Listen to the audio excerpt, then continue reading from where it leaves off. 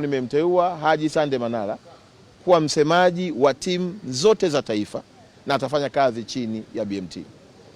Haji Manara atakuwa na kazi ya kublandi timu zetu za taifa.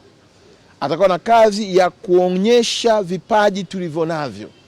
Atakuwa na kazi ya kupeleka ujumbe juu ya taaluma hii na kipaji tulichonacho kama taifa, ili kuchochea hamasa na kuwafanya vijana wawe proud na nchi yao na wawe proud na vipaji walivyokuwa navyo.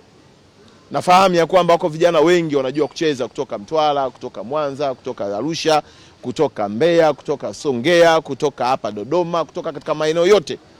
Lakini wakiangalia wanaona ukubwa wa mpira uko mahala pengine hawauoni kwenye timu yao ya taifa. Kwa Haji Manara atafanya kazi chini ya BMT kwa kazi kubwa ya kuhakikisha kwamba timu zetu za taifa zinasemewa. Nimewapa mfano leo hii under 17 Serengeti Boys wanacheza na Egypt na itarushwa leo saa 1, lakini Watanzania wanajua.